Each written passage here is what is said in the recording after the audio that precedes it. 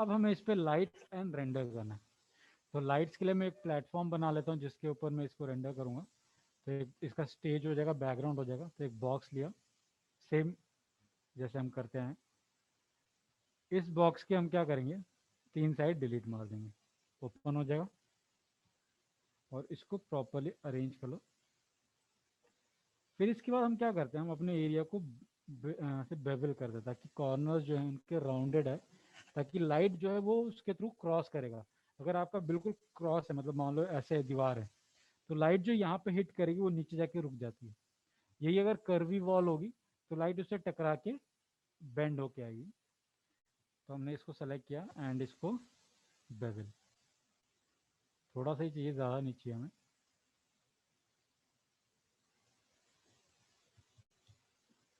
और सेंटर वाले को भी सेम।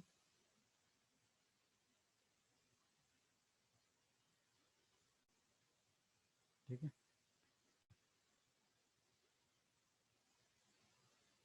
थोड़ा सा पीछे कर देते हैं। अच्छा, अब हमारे टेबल का एंगल मान लो मुझे इसी एंगल से रेंडर करना है। ये एंगल या ये एंगल जहाँ से सब कुछ दिख रहा है, इस एंगल से रेंडर करना है। तो आप इसी एंगल पे कैमरा क्रिएट करोगे, view, create camera from view. तो यहाँ पे आपका कैमरा क्रिएट हो जाएगा और यहाँ से आप ऑन करोगे film gate and resolution gate. ये दोनों को ऑन करना ज़रूरी है ताकि आपको पता लगे कि एग्जैक्टली आपका कितना रेंडर होगा। तो देखो, अब जैसे मैंने इसको ऑन किया, मुझे पता लग रहा है कि मेरा ऑब्जेक्ट थोड़ा छोटा हो गया, तो मैं इसको जूम इन कर सकता हूँ। थोड़ा सा जूम इन कर लिया, ठीक हो गया ये। अब अपने कैमरा को सेलेक्ट करके लॉक कर दो, सिंपल। इस पर क्लिक करोगे, सेलेक्ट कैमरा का ऑप्शन होता है ये, और ये आपका लॉक कैमरा। तो मेरा कैमरा लॉक हो गया, देखो मैं इसको मूव नहीं कर सकता कहीं पे भी। ज़्यादा बेटर होता है कि आपका व्यू लॉक हो जाए एक बार, फिर आप अपने पर्सपेक्टिव में जितना मर्जी काम करो, वापस से आप उसको व्यू में जाना चाहते हो, panels, perspective and perspective one. जैसे कन्फ्यूजन होती है कभी कभी कि हमारे कौन सा है कौन सा नहीं, तो आप उसका रीनेम कर लिया करो, रेंडर कैम, ज़्यादा बेटर है। तो यहाँ पे भी नेम आ जाएगा, नहीं आया, सॉरी, इसको चेंज कर। ठीक है, यहाँ पे नेम आ जाएगा अब आपका रेंडर कैम। ठीक है, जैसे पर्सपेक्टिव में मुझे कैमरा में जाना, पैनल्स एंड रेंडर कैम, तो ज़्यादा बेटर रहता है। अब हम लगाएंगे अपने लाइट्स। लाइट से पहले बैकग्राउंड को भी एक मटेरियल डाल दें। तो right click, assign new material, Arnold, white colour. अब वाइट तो हमारे पास पहले भी था, वो भी डाल सकते थे, बट उसके अंदर ना रिफ्लेक्शन है। मैं नहीं चाहता कि मेरे टेबल पे रिफ्लेक्ट, मतलब जो फ्लोर है उस पर रिफ्लेक्शन आए। तो इसमें से मैं इसको जीरो कर देता हूँ, वेट, कलर एंड रफनेस सब कुछ जीरो। अब क्रिएट करते हैं लाइट। तो लाइट के लिए यहाँ से आर्नोल्ड, लाइट, एरिया लाइट, और इसको आप अपने अकॉर्डिंगली प्लेस करोगे कि किस एंगल से रेंडर चाहिए। जैसे मान लो आपको पता लगा है टॉप व्यू से, अब अगर आप देखो तो आपको पता है कि आपका कैमरा कहाँ से दिख रहा है, कैमरा का डायरेक्शन। तो मैं एक लाइट यहाँ से लगाता ताकि कैमरा में ये वाला एरिया भी विजिबल होगा। तो इस पर लाइट जाए, कंट्रोल डी, एक लाइट इस एंगल से, इस साइड से, क्योंकि अगर इधर का विजिबल हो रहा है तो इधर का भी विजिबल हो रहा है ना, एक छोटा सा एरिया। तो इधर रोटेट कर लिया, 2 लाइट्स। ठीक है, और एक थर्ड लाइट लगाएंगे जिसको बोलते हैं बैक लाइट, कंट्रोल डी, और ये आपका इधर से बैक की तरफ से और नीचे की तरफ पॉइंटेड रहेगा। थोड़ा ऊपर कर देते हैं, टॉप व्यू में आ जाओ, फिर अब 3 लाइट्स हो गई। अभी क्या है कि तीनों के हमने पावर्स को नहीं चढ़ा, बस हमने बनाया, प्लेस किया, अरेंज कर दिया, दैट्स इट। अब हमें इनकी पावर्स चेंज करना है। तो अब आपके ऊपर डिपेंड करता है कि आप किधर से की लाइट बनाना चाहते हो। की लाइट होती है जो मेन लाइट होती है, ठीक है। तो या तो वो ये होगा या ये होगा, बैक लाइट कभी भी की लाइट नहीं होती। जो की लाइट बनेगा उसके दूसरे वाला फिल लाइट बनता है। मीन्स वो इसके शेडो को कट करने के लिए या फिर जो डार्क एरिया होगा उसको एनहांस करने के लिए यूज होता है। एंड जो टॉप है, जो बैक लाइट है, वो यूज होता है आपका हाईलाइट्स के लिए। जैसे आपके टेबल के ऊपर एक कुछ हाईलाइट्स बनने चाहिए तो उसके लिए वो यूज़ होगा। तो ये 3 पॉइंट लाइट का कॉन्सेप्ट होता है। तो कभी भी हम प्रोडक्ट शूट करते हैं या कुछ भी आप बना रहे हो तो उसमें यही कॉन्सेप्ट यूज़ करना है, 3 पॉइंट लाइट। अब इसके बाद आप चाहे 20 लाइट और लगा दो, कोई फर्क नहीं पड़ता, बट मेन 3 लाइट्स आपकी होनी चाहिए। सोर्स मतलब की लाइट, दूसरा फिल लाइट, तीसरा फिल लाइट को वो भी बोलते हैं सेकेंडरी लाइट। एक होता है आपका बैक लाइट या फिर रिम लाइट, उसको रिम लाइट भी बोला जाता है। ठीक है, तो हमारे पास 3 लाइट्स आ गई हैं। अभी तो मैंने नॉर्मल रैंडम पोजीशन किया है, जब मैं रेंडर करूंगा उस टाइम पे मुझे क्या पता चेंज करना पड़ जाए, तो थोड़ा बहुत चेंज करेंगे। तो इसको थोड़ा थोड़ा एंगल दे के मैं थोड़ा पोजीशन दे रहा हूँ।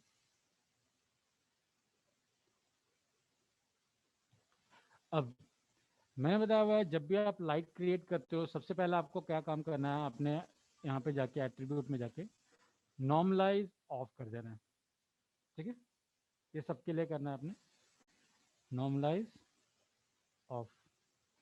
अब चेक करेंगे धीरे धीरे रेंडर क्या आ रहा है, देन उसके बाद हम अपने लाइट्स में चेंजेस करेंगे। आर्नोल्ड में गए, रेंडर व्यूअर, तो लाइट मेरी हर डायरेक्शन से आ रही है और इक्वल आ रही है। तो अगर आप देखो तो शेडोज दोनों तरफ बन रहे हैं, तीनों तरफ बन रहे हैं एक्चुअली, यहाँ पे भी है, यहाँ पे भी है और यहाँ पे भी। पीछे से जो लाइट आ रही है उसकी शेडो ये है, जो लेफ्ट साइड से आ रही है उसकी ये है, जो राइट साइड से आ रही है उसकी ये है। प्लस अगर आप शेडोज में भी देखो, एक शेडो थोड़ा सॉफ्ट है, एक थोड़ा डार्क है और एक थोड़ा सा और लाइट है, मतलब मिक्स मीडियम में। वो इसलिए क्योंकि डिस्टेंस पे भी डिपेंड करता है। तीनों लाइट की इंटेंसिटी सेम है, बट डिस्टेंस दूसरी कम, एक की ज़्यादा बहुत ऊपर है, तो जिसकी सबसे ऊपर है उसकी शेडो सॉफ्ट बनेगी, जिसकी लाइट पास में होगी उसकी शेडो हार्ड बनेगी, और जिसकी मान लो इन दोनों के बीच में हो तो मिक्स वैसे आ रहा है। अब हमें क्या करना है, इनके लाइट्स को कंट्रोल करना है। तो यहाँ पे मेरा रेंडर कैम है, आप पर्सपेक्टिव में आ जाओ। तो यहाँ से लाइट सेलेक्ट करोगे जिस लाइट को कंट्रोल करना चाहते हो, और उसकी इंटेंसिटी इंक्रीज करोगे। तो देखो जब मैं इंटेंसिटी इंक्रीज कर रहा हूँ मेरी लाइट आ रही है, ठीक है, बट एग्जैक्ट जहाँ चाहिए वहाँ नहीं आ रही। तो मैं थोड़ा सा इसको आगे ले आता हूँ ताकि टेबल के ऊपर लाइट जाए, ताकि हाईलाइट्स वगैरह जो है वो बने। अगर आप देखो जैसे जैसे मैं लेके आ रहा हूँ हाईलाइट बन गए, तो मेरे को इसका ना राउंड जो हो रहा है ना, ये वाला एरिया, यहाँ पे हाईलाइट चाहिए। तो अभी कहाँ पे, अब देखो लाइट चलेगी आगे, तो आप इसको यहाँ पे प्लेस करके कर सकते हो। एक्सपोजर थोड़ा इंक्रीज करो, पता लगेगा। ये ठीक है कि मेरे यहाँ पे हाईलाइट बन रहा है। तो देखो मैंने बताया था कि हम पोजीशन को चेंज करेंगे जब आपका एक बार लाइट क्रिएट हो जाए, बट ये वाला एरिया अगर आप देखो ये बर्न कर रहा है, वाइट वाइट वाइट वाइट, बहुत ज़्यादा वाइट हो गया, मीन्स ये बर्न कर रहा है। तो इसको हम 0.5 रखते हैं ताकि कलर भी रहे उसका। चलो एक लाइट होगी। तो मान लो अगर ये मेरा की लाइट है तो इसको मैं एज अ फिल यूज़ करूँगा। ठीक है, तो यहाँ से इसकी थोड़ी सी इंटेंसिटी बढ़ाऊंगा, ज़्यादा नहीं, तो 8 के अराउंड रख देते हैं। 2 लाइट होगी। आप इसको भी चाहो तो प्लेस कर सकते हो, चेंज कर सकते हो।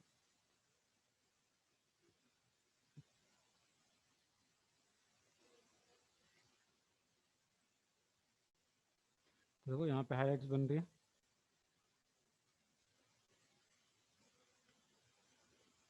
अब दिख रहा है। तो आपको जैसे चाहिए आप उसको प्लेस करोगे। तो यहाँ पे मेरे को ठीक लग रहा है, तो 2 हो गई। अब है थर्ड केस, ये। ठीक है, इसको भी इंटेंसिटी इंक्रीज करेंगे, और कहाँ प्लेस करें इसे, चेक करो।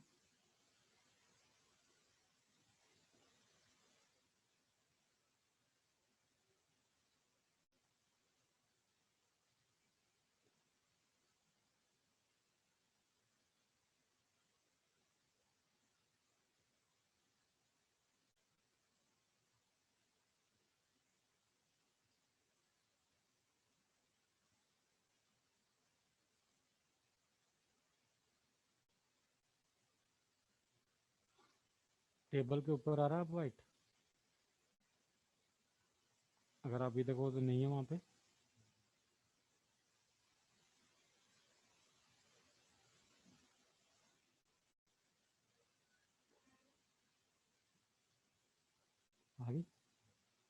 तो हमने इसको उसके लिए प्लेस कर लिया। तो ऐसे हम अपने लाइट्स को एडजस्ट करते हैं कि हमें कहाँ चाहिए कहाँ नहीं। अब जैसे मान लो इस साइड का एरिया ज़्यादा विजिबल है, इस साइड का एरिया कम विजिबल है, तो आप इसको सोर्स बना सकते हो और इसको फिल की तरह यूज़ कर सकते हो।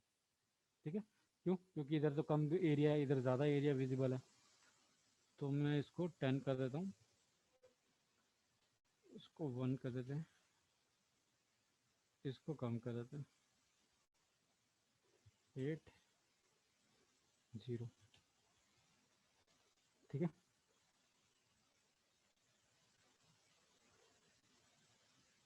ज़्यादा ही हो गया ये।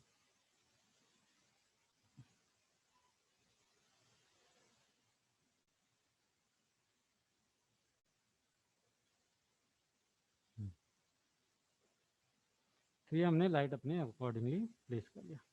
ठीक है, अब जब आपकी एक बार लाइट का सेटअप हो जाए तब आप इसका फाइनल रेंडर निकाल सकते हो। तो यहाँ से देखने के बाद आप अपना रेंडर इससे निकालो, कैमरा व्यू में आ जाओ, और सबसे पहले तो आप क्या करोगे, अपने किस उसको प्रीसेट में निकालना चाहते हो, तो H D preset, render setting, यहाँ से इमेज साइज, और इसको कर दोगे आप एच डी।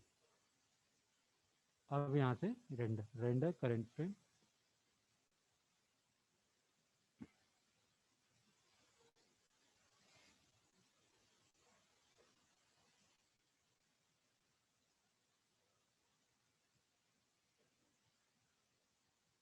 तो वो रेंडर कर रहा है।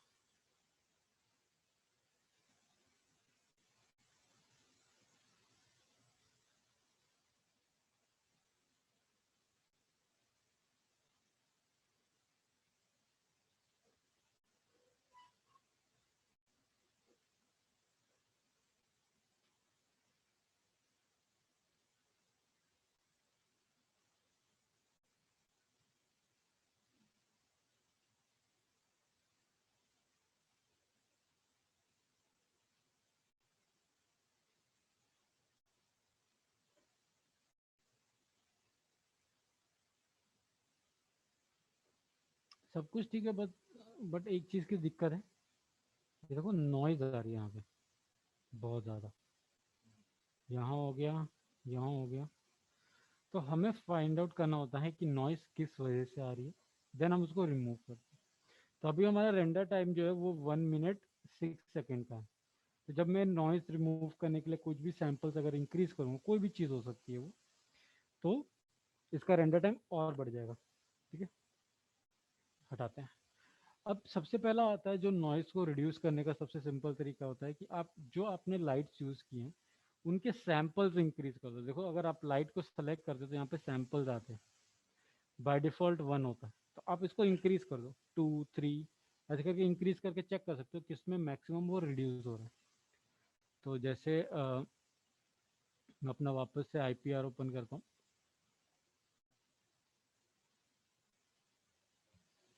और मैं बस पर्टिकुलर एरिया ही देखना चाहता हूँ, जैसे इतना ही एरिया। तो यहाँ पे आपका रीजन का ऑप्शन होता है, आप क्लिक करके ड्रैग कर लो, तो उतनी पे रिफ्रेश रिफ्रेश करता रहेगा। अब इस एरिया से मुझे नॉइस रिड्यूस करनी है, तो ये देखो लाइट नंबर 1, इसका सैंपल मैं कर देता हूँ 3, तो आपको पहले से थोड़ी कम नॉइस नज़र आएगी। अब बाकी लाइट को भी करते हैं।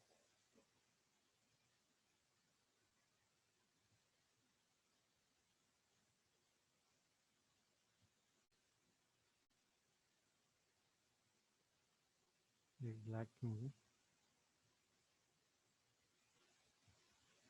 एक बार देखते हैं।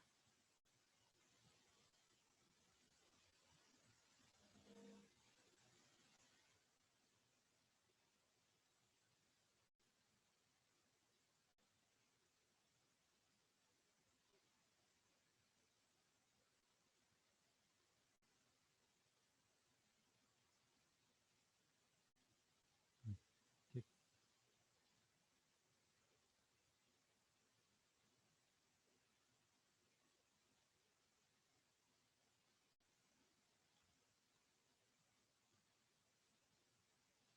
दूसरी लाइट को सेलेक्ट किया, इसके सैंपल्स को हम करते हैं 3 और नॉइस कम हो गई। इस स्लाइड को भी सिलेक्ट किया तो सैंपल से अगर आपका डिक्रीज हो रहा है नॉइस तो हम क्यों 3 रख रहे हैं, हम क्यों नहीं 10, 15, 20 ऐसे कर दे रहे हैं? वो इसलिए नहीं कर रहे कि आपका ज़रूरी नहीं है कि ये लाइट का जो है वो सिर्फ इससे आ रहा है, और भी कोई चीज़ हो सकती है, रीज़न हो सकता है जिससे नॉइज़ आती है, तो उनको भी फाइंड आउट करना ज़रूरी होता है। तो ये फाइंड होता है आपके रेंडर सेटअप में। जब आप रेंडर करते हो यहाँ पे आपको कुछ दिखा रहा है सैंपल्स, देख रहे हो 3 2 2 2 2 2 ऐसा करके। तो जब आप आर्नोल्ड रेंडर में जाओगे सेम चीज़ मिलेगी आपको 3 देन 2 2 2 2 2। ये होते हैं सैंपल्स, डिफ्यूज के सैंपल्स। डिफ्यूज क्या हो गया, जो आपने कलर डाला है वो। स्पेकुलर, रिफ्लेक्शन के लिए। ट्रांसमिशन जो होता है वो आपके ट्रांसपेरेंसी, कि हमारे ऑब्जेक्ट में कोई ट्रांसपेरेंट ऑब्जेक्ट है नहीं, तो कर दो 0, मुझे ट्रांसपेरेंसी चाहिए ही नहीं, क्यों उस पर टाइम वेस्ट करूँ मैं अपना। SSS, इसका मतलब होता है सर्फ सरफेस स्कैटरिंग। ये होता है वो एरिया जहाँ से आपकी लाइट मतलब बाउंस करे, मतलब जैसे आपके हाथ होते हैं ना, वहाँ पे जब आप यहाँ पे लाइट ऑन करते हो तो यहाँ पे रेड ग्लो दिखता है, क्योंकि आपकी स्किन जो होती है थोड़ी ट्रांसपेरेंट हो जाती है, तो वो सर्फ सरफेस स्कैटरिंग होती है, मतलब लाइट एंटर तो करती है बट वहाँ से स्कैटर कर जाती है। ठीक है, तो उसके लिए होता है वो भी, ऐसा कुछ नहीं है यहाँ पे सीन। प्लस वॉल्यूम इनडायरेक्ट, ये होता है फॉग के लिए, तो अगर आपके सीन में फॉग स्मोक वगैरह कुछ है तो ये यूज़ करेंगे, तो वो भी नहीं। तो इन तीनों का तो कोई काम नहीं है, बचे 2। अब इन दोनों में से मैं अगर सैंपल इंक्रीज करूंगा तो थोड़ा और नॉइस कम होगा। तो जैसे मान लो मैं डिफ्यूज का सैंपल इंक्रीज कर रहा हूँ,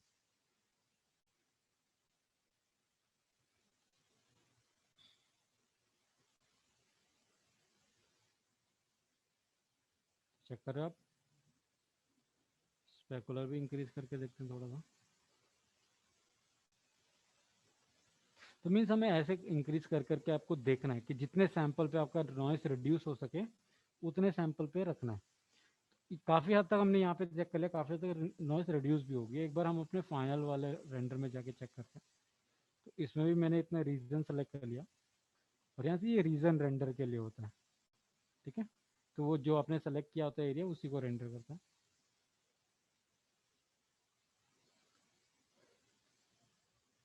अब सैंपल्स वगैरह बढ़ गया तो हमारा रेंडर टाइम भी बढ़ेगा।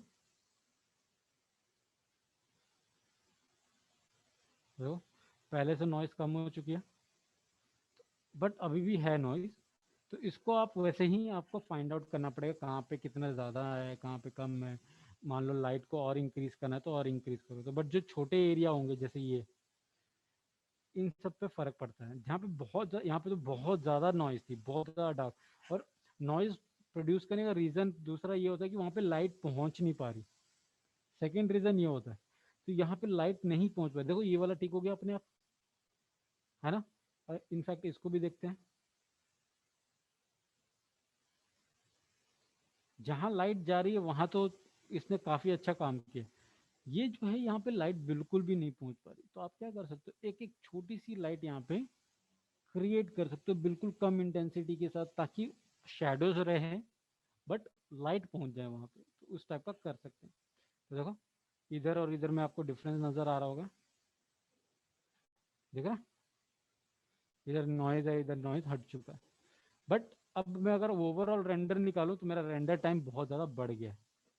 ठीक है, करके देखें एक बार क्या। अब ये रेंडर हो रहा है अपना, और उन सैंपल्स के साथ हो रहा है जो हमने लास्ट में रखे हैं। लाइट के सैंपल्स 3 3 3 है, प्लस हमारा डिफ्यूज इंक्रीज हुआ है 5 पे। अच्छा ये काम कैसे करता है ये मैं बताता हूँ। जो कैमरा है, कैमरा की वैल्यू है 3 और डिफ्यूज की वैल्यू मैंने 5 रखी है। तो कैमरा क्या कर रहा है, डिफ्यूज के साथ 3 टाइम्स मल्टीप्लाई कर रहा है अपने आप को, सॉरी 5 टाइम्स, क्या बोल रहा हूँ, 5 वैल्यू है ना, हाँ सॉरी 3 टाइम मल्टीप्लाई कर रहा है। 5 इंटू 5 5 5 25, 25 इंटू 5 125। तो 125 सैंपल्स वो प्रोड्यूस कर रहा है उस चीज़ को कैलकुलेट करने के लिए। तो वो ऐसे चलता है, इसलिए मैंने कहा कि ज़्यादा नहीं बढ़ाना एकदम से। तो अगर आप लाइट के सैंपल्स को 10 कर दोगे तो वो 3 टाइम्स मल्टीप्लाई होगा। 10 इंटू 10 100, 100 इंटू 10 1000। तो ये चीज़ का ध्यान, और जितना ज़्यादा मल्टीप्लिकेशन होगी उतना ज़्यादा रेंडर टाइम, क्या कह रहे हो, उतना ज़्यादा रेंडर टाइम बढ़ेगा आपका, ठीक है।